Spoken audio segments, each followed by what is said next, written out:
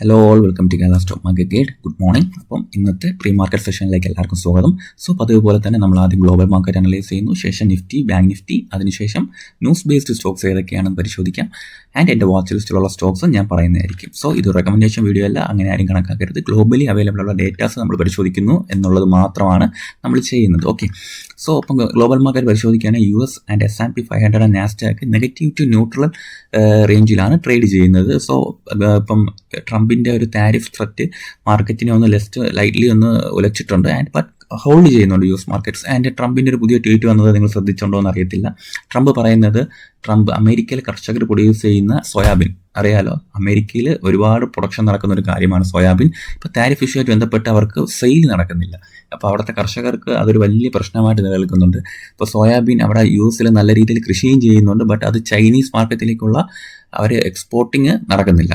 ഇപ്പം താരിഫുമായിട്ട് ബന്ധപ്പെട്ട് അവർ നേരിടുന്ന ഏറ്റവും വലിയ പ്രശ്നങ്ങളിലൊന്നാണ് സോയാബീൻ. അവരെ കർഷകരുടെ സോയാബീന് വലിയ മാർക്കറ്റുകളിലേക്ക് പോകുന്നില്ല, ചൈന പോലുള്ള മാർക്കറ്റുകളിലേക്ക് എത്തുന്നില്ല എന്നുള്ളത്. സോ ഇപ്പോൾ ട്രംപ് പറയുന്നത് ഇപ്പം കുക്കിംഗ് ഓയിലൊക്കെ ഇപ്പോൾ ചൈനയിൽ നിന്ന് അവർ ഇഷ്ടം പോലെ ഇറക്കുമതി ചെയ്യുന്നുണ്ട്. സോ ഇപ്പം സോയാബീൻ അവർ വാങ്ങുന്നില്ലെങ്കിൽ കുക്കിംഗ് ഓയിൽ നമ്മൾ എന്തിനു വാങ്ങണം, ഈ കുക്കിംഗ് ഓയിൽ നമുക്ക് തന്നെ ഉണ്ടാക്കിക്കൂടെ എന്നുള്ള ഒരു രീതിയിലുള്ള സംസാരം. അപ്പോൾ അത് സൂചിപ്പിക്കുന്നത് ട്രംപ് കൂടുതൽ താരിഫിലേക്ക് പോകാനുള്ള സാധ്യതയുണ്ട്, അല്ലെങ്കിൽ വേറെ ഗ്ലോബലി ചൈനീസ് മാർക്കറ്റിനെ ഉലയ്ക്കാനുള്ള ശ്രമങ്ങൾ തുടങ്ങാനുള്ള സാധ്യതയുണ്ടെന്നാണ്. സോ ഇതിൻ്റെയൊക്കെ ഒരു അടിസ്ഥാനപരമായ കാര്യം, ചൈനീസ് ചെയ്ത ഒരു കാര്യമെന്ന് പറയുന്നത് അവരുടെ റെയർ എർത്ത് എലമെൻറ്റ്സ് അവർ പ്രൊഡക്ഷൻ ആൻഡ് അമേരിക്കയിലേക്കുള്ള എന്താ പറയുക എക്സ്പോർട്ട് നിയന്ത്രിക്കുന്നു എന്നുള്ളതാണ് ഇപ്പോൾ അമേരിക്ക ചൊടിപ്പിച്ചിരിക്കുന്നത്. റെയർ എർത്ത് എലമെൻറ്റ്സ് എന്ന് പറയുമ്പോൾ ഇപ്പം US പല കാര്യങ്ങൾക്ക് അവർക്ക് ആവശ്യമുണ്ട്. അതായത് ഫൈറ്റർ ജെറ്റ്സിന് അല്ലെങ്കിൽ ഡിഫൻസിലെ പല കാര്യങ്ങൾക്കും എല്ലാം റെയർ എർത്ത് എലമെൻറ്റ്സ് ആവശ്യമുണ്ട്. സോ ഈ ഒരു ടെൻഷനാണ് ഒരു മാർക്കറ്റിനെ ഒന്ന് ഇപ്പോൾ പിടിച്ചു വലക്കുന്നത്. ഓക്കെ, അപ്പോൾ നമുക്ക് നിഫ്റ്റി, ബാങ്ക് നിഫ്റ്റി ലെവൽസിലേക്ക് ഒന്ന് പോവാം. അപ്പോൾ ഈ ഒരു കാര്യങ്ങളൊക്കെ നമ്മൾ അറിഞ്ഞിരിക്കണം മാർക്കറ്റ് ട്രേഡ് ചെയ്യുന്നതിന് മുന്നേ. ഇപ്പം നിഫ്റ്റി എന്ന് പറയുന്നത് ഒരു നല്ലൊരു റേഞ്ച് ബ്രേക്ക് ചെയ്ത ശേഷം റീടെസ്റ്റ് സോണിലാണ് നിൽക്കുന്നത്. ബട്ട് ഗ്ലോബൽ മാർക്കറ്റ് ടെൻഷൻ തുടരുകയാണെങ്കിൽ മേ ബി ഈ 25,000 ബ്രേക്ക് ചെയ്യാൻ സാധ്യതയുണ്ട്. മാർക്കറ്റ് 25,000 ബ്രേക്ക് ചെയ്യുകയാണെങ്കിൽ, ഈ ഒരു റേഞ്ച് ബ്രേക്ക് ചെയ്ത് താഴെ വരികയാണെങ്കിൽ മാർക്കറ്റിൽ എന്താ പറയുക ഒരു അനിശ്ചിതാവസ്ഥ, അതായത് വീണ്ടും ഒരു ബെയർ സെന്റിമെന്റ്സിലേക്ക് ഇന്ത്യൻ മാർക്കറ്റ് പോകാൻ സാധ്യതയുണ്ട് എന്നാണ് എൻ്റെ ഒരു എന്താ പറയുക അനലൈസിസ്. ഇപ്പോൾ 24,800 ആൻഡ് 25,000 എന്ന് പറഞ്ഞാൽ ഈ രണ്ട് ഏരിയാസ് ബയേഴ്സ് ഡിഫെൻഡ് ചെയ്യേണ്ടതായിട്ടുണ്ട്. ഓക്കെ, അപ്പോൾ ഈ രണ്ട് ഏരിയ ബയേഴ്സ് ഡിഫെൻഡ് ചെയ്യുവാണെങ്കിൽ ഓക്കെ മാർക്കറ്റ് വീണ്ടും അപ്സൈഡ് പോകാൻ സാധ്യതയുണ്ട്. മറിച്ച് ഈ ഒരു ഏരിയ മാർക്കറ്റ് ഡിഫെൻഡ് ചെയ്തില്ലെങ്കിൽ ഒരു നെഗറ്റീവ് ബയേഴ്സിലേക്ക് വീണ്ടും മാർക്കറ്റ് പോകും.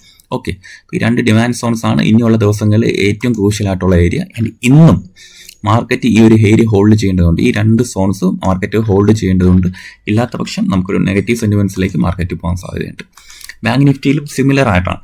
ബാങ്ക് നിഫ്റ്റിയിലും ഒരു ഏരിയ എന്ന് പറയുന്നത് 56,000 ആണ്. ഈ ഒരു ഏരിയ മാർക്കറ്റ് ഹോൾഡ് ചെയ്യാതെ താഴോട്ട് വരികയാണ് എങ്കിൽ ഈ ഒരു ഗ്യാപ്പ് ഫില്ല് ചെയ്യാനായിട്ട് മാർക്കറ്റ് തിരിച്ചെത്തുന്നതായിരിക്കും. അതായത് ഈ ഒരു ഏരിയ മാർക്കറ്റ് ഹോൾഡ് ചെയ്യണം. ഇത്രയും സോൺസ് മാർക്കറ്റ് ബയേഴ്സ് ഹോൾഡ് ചെയ്യാൻ കഴിഞ്ഞില്ലെങ്കിൽ തിരിച്ച് വീണ്ടും വലിയ ഫോൾ ഉണ്ടാവും.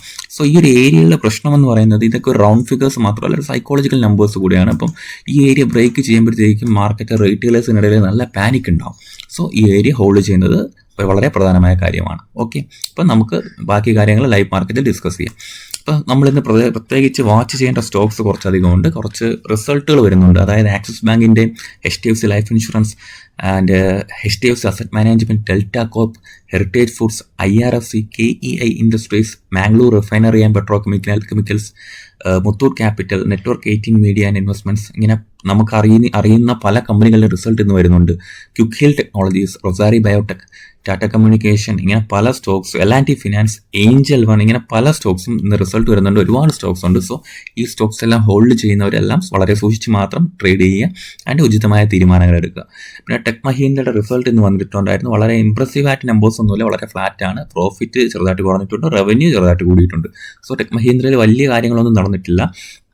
പെർസിസ്റ്റന്റ് സിസ്റ്റത്തിലാണെങ്കിൽ റവന്യൂവിലും പ്രോഫിറ്റിലും ഗ്രോത്ത് ഉണ്ടായിട്ടുണ്ട്. ഇന്നലത്തെ റിസൾട്ട് വന്നതിൽ ICICI ലൊംബാർഡാണെങ്കിൽ പ്രോഫിറ്റ് ഗ്രോ ചെയ്തിട്ടുണ്ട്, ബട്ട് അവരുടെ ഗ്രോസ് ഡയറക്റ്റ് പ്രീമിയം ഇൻകം കുറഞ്ഞിട്ടുണ്ട്. ഓക്കെ, സൈൻ DLMത്തിനാണെങ്കിൽ പ്രോഫിറ്റ് കുറച്ച് കൂടിയിട്ടുണ്ട്, ബട്ട് റവന്യൂ ഡൗൺ ആണ്. പിന്നെ എക്സലന്റ് റിസൾട്ട് വന്നത് തൈറോക്കോ ടെക്നോളജീസിനാണ്. പ്രോഫിറ്റ് ആൻഡ് റവന്യൂ കൂട്ടിയിട്ടുണ്ട്. ആൻഡ് ഇന്ററിം ഡിവിഡൻഡ് ആയിട്ട് 7 രൂപ കൊടുത്ത് പ്രഖ്യാപിച്ചിട്ടുണ്ട്. ഒരു ഷെയറിന് 7 രൂപ, വളരെ നല്ലൊരു ഫിഗറാണ് തൈറോക്കോനെ സംബന്ധിച്ച്. പിന്നെ ഒരു ബോണസ് ഷെയറും ഇഷ്യൂ ചെയ്തിട്ടുണ്ട്. പിന്നെ പ്രധാനപ്പെട്ട ന്യൂസ് ഉള്ളത് നമ്മൾ ഹോൾഡ് ചെയ്യുന്ന സ്റ്റോക്സ് പലതിലും പ്രധാനപ്പെട്ട ന്യൂസുകളുണ്ട്. പിന്നെ സാത്വിക് ഗ്രീൻ എനർജിക്ക് ഒരു പ്രധാനപ്പെട്ട ന്യൂസുണ്ട്. സാത്വിക് ഗ്രീൻ എനർജിയുടെ സബ്സിഡിയായ സാത്വിക് സോളാർ ഇൻഡസ്ട്രീസിന് പുതിയൊരു ഓർഡർ കിട്ടിയിട്ടുണ്ട്. 638 കോടിയുടെ ഓർഡറാണ് കിട്ടിയിട്ടുള്ളത്. ഓക്കെ, അത് PV സോളാർ മൊഡ്യൂൾസിൻ്റെ നിർമ്മാണമായിട്ട് ബന്ധപ്പെട്ടാണ് ഇത് കിട്ടിയിട്ടുള്ളത്. ഓക്കെ, ശേഷമുള്ളത് മിതാനിയിലുള്ള ന്യൂസാണ്. മിതാനിക്കാണെങ്കിൽ 306 കോടിയുടെ പുതിയൊരു ഓർഡർ സെക്യൂർ ചെയ്തിട്ടുണ്ട്. സോ അതും പോസിറ്റീവ് ന്യൂസാണ്. DCM ശ്രീറാമിന് ഒരു ന്യൂസ് ഉള്ളതെന്ന് എപ്പിക്ലോറോ ഹൈറിൻ പ്ലാന്റ് 35,000 TPA ഉള്ള കെമിക്കൽ കോംപ്ലക്സ് ഗുജറാത്തിൽ കമ്മീഷൻ ചെയ്തിട്ടുണ്ട്. അത് പ്രൊഡക്ഷനൊക്കെ തുടങ്ങുമ്പോൾ വളരെ നന്നായിരിക്കുമെന്നാണ് എനിക്ക് തോന്നുന്നത്. ശേഷം ഒല ഇലക്ട്രിക് മൊബിലിറ്റിയിൽ ഒരു പുതിയ ന്യൂസ് ഉള്ളതെന്ന് പറഞ്ഞാൽ അവർ പുതിയൊരു പ്രൊഡക്റ്റ് ഇറക്കുന്നുണ്ട്. അതായത് ദീപാവലിയുമായിട്ട് ബന്ധപ്പെട്ടുള്ള കാര്യങ്ങളാണ് ഇറക്കുന്നത്. അതൊരു ഫസ്റ്റ് നോൺ വെഹിക്കിൾ പ്രൊഡക്റ്റ് ആയിരിക്കുമെന്നാണ് അറിയാൻ കഴിഞ്ഞത്. എന്ത് പ്രൊഡക്റ്റ് ആണെന്നുള്ള കാര്യമൊക്കെ നമുക്കറിയാം. നമുക്ക് ദീപാവലിയോട് ബന്ധപ്പെട്ട എല്ലാ കാര്യങ്ങളും അറിയാൻ കഴിയും. ലെമൺ ട്രീ ഹോട്ടൽസ് പുതിയൊരു ഹോട്ടൽ പ്രോപ്പർട്ടി എന്താ പറയുക ലൈസൻസ് ചെയ്ത് എടുത്തിട്ടുണ്ട്. ഇത് അവരുടെ ഒരു സബ്സിഡിയറിയാണ് അത് നോക്കാൻ പോകുന്നത് ഗുജറാത്തിൽ. സോ അതും പോസിറ്റീവ് ന്യൂസായിട്ട് ഇത്രയും നിലവിലുണ്ട്. പിന്നെ MBEL എന്ന് പറഞ്ഞ കമ്പനിയിൽ ഒരു ബൾക്ക് ഡീലിംഗ് നടന്നിട്ടുണ്ട്. അതെന്ന് പറയുന്നത് നമ്മുടെ 361 അസറ്റ് മാനേജ്മെൻറ്റ് കമ്പനി 5.21 ലക്ഷം ഷെയർ വാങ്ങി എന്നുള്ളതാണ്. സോ അത് MBEL എന്ന് പറഞ്ഞ കമ്പനി നിങ്ങൾ നോക്കുകയാണെങ്കിൽ നിങ്ങൾക്ക് മനസ്സിലാവും, വളരെ ഒരു IPO സ്റ്റോക്കാണ്. അവിടെ നിന്നാണ് അപ്സൈഡ് പോയിരിക്കുന്നത് ഇന്നലെ. ഈ ഒരു ബ്ലോക്ക് ഡീലിൻ്റെ പേരിലായിരിക്കാം മാർക്കറ്റ് ഇന്നലെ സപ്പോർട്ട് എടുത്തിട്ടുണ്ട്. വളരെ നല്ല കമ്പനിയാണെന്നാണ് എൻ്റെ വിശ്വാസം. നിങ്ങൾക്ക് ഈ കമ്പനി ഫണ്ടമെൻ്റലി പഠിക്കാൻ നന്നായിരിക്കുമെന്ന് തോന്നുന്നു, MBEL. ഓക്കെ, ശേഷമുള്ള എൻ്റെ വാച്ച് ലിസ്റ്റിലുള്ള 2 കമ്പനികളെന്ന് ഞാൻ പറയുന്നത് സമാൻ ക്യാപിറ്റലാണ്. ഇത് ഞാൻ വാച്ച് ലിസ്റ്റിൽ ഇന്നലെ എടുത്തിട്ടാണ്. ഇന്നലെ ലാസ്റ്റ് വീഡിയോയിൽ ഡിസ്കസ് ചെയ്തിട്ടുണ്ട് സമാൻ ക്യാപിറ്റൽ. അപ്പോൾ ഇതെൻ്റെ വാച്ച് ലിസ്റ്റിൽ ഞാൻ ഇട്ടിട്ടുണ്ട്. അപ്പോൾ നിങ്ങൾ ഇതൊന്ന് പഠിക്കാൻ ശ്രമിക്കാം. ശേഷം എന്ന് പറയുന്നത് ഉഷ മാർട്ടിനാണ്. Usha Martin all time high break ചെയ്ത ശേഷം റീടെസ്റ്റ് ചെയ്ത് നിൽക്കുകയാണ്. ഉഷ മാർട്ടിൻ്റെ ചാർട്ട് നിങ്ങളെല്ലാവരും പഠിക്കാൻ ശ്രമിക്കാം. ഓൾ ടൈം ഹൈ ബ്രേക്ക് ചെയ്ത് റീടെസ്റ്റ് ചെയ്ത് നിൽക്കുന്നതുകൊണ്ട് തന്നെ ഉഷ മാർട്ടിനിൽ ഞാനൊരു മൊമെൻറ്റം പ്രതീക്ഷിക്കുന്നുണ്ട്. അപ്പോൾ ഉഷ മാർട്ടിൻ എൻ്റെ വാച്ച് ലിസ്റ്റിൽ ഞാൻ ഇന്ന് ലേറ്റസ്റ്റ് ആയിട്ട് അപ്ഡേറ്റ് ചെയ്തതാണ്. അപ്പോൾ ഇത് രണ്ടും എൻ്റെ വാച്ച് ലിസ്റ്റിലുണ്ട്.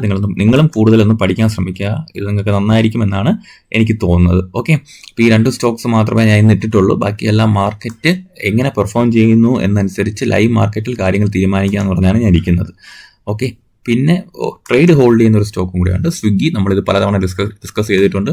അപ്പോൾ ഇന്നലെ ഒരു പ്രൈസ് ആക്ഷൻ പരിശോധിക്കുകയാണെങ്കിൽ ഒരു 3 ദിവസത്തെ ഹൈ ഇന്നലെ സ്വിഗ്ഗി ബ്രേക്ക് ചെയ്തിട്ടുണ്ട്. സോ ഒരു മൂവ്മെൻറ്റ് ഞാൻ പ്രതീക്ഷിക്കുന്നതാണ്. സ്വിഗ്ഗിയിൽ സപ്പോർട്ടായിട്ട് 400 റേഞ്ച് ഉണ്ട്.